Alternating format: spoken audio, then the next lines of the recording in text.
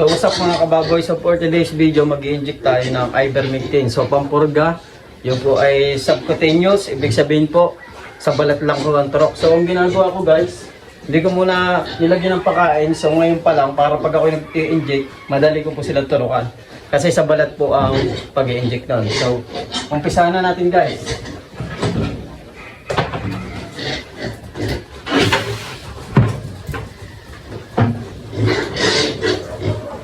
Ayan guys, ito po yung gamot. Ivermec. Ito 1 month and 3 weeks na po nila guys. So medyo malapot ano po. So yun po ang pampurgang ivermectin para umaalis yung mga bulate, roundworm, so kahit ano pong parasite. So yan guys. So di ba alis shampoo sila?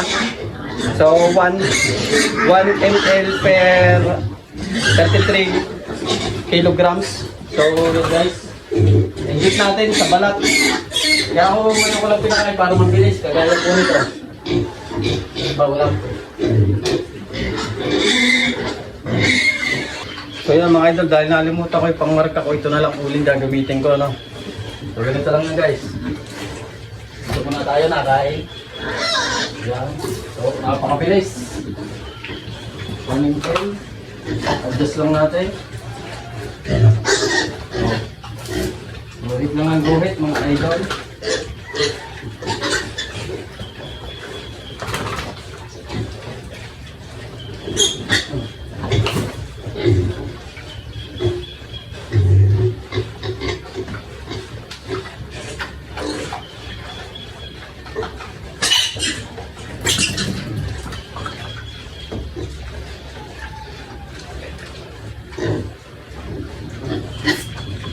Diba? Ang bilis mga idol.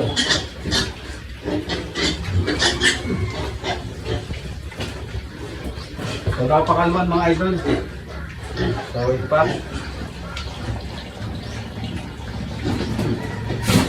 So ginamit kong karayom medyo maliit para sa balat mismo ang tama.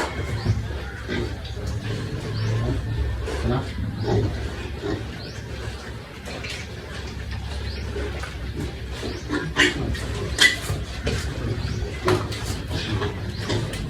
Para nagugulat lang sila, idol.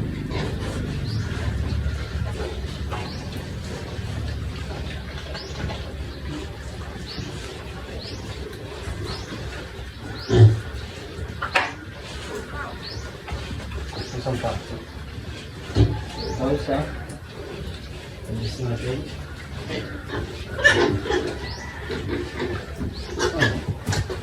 Oh, idol.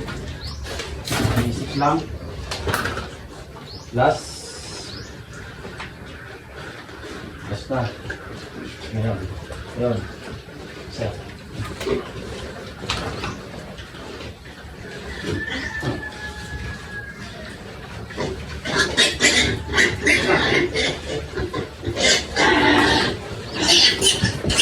So, ganun lang kasimple guys yung ginawa ko, no? So, yun yung ginawa ko itong video ko para sa mga gustong magturok na hindi mo mahirapan. So huwag nyo munang pakainin.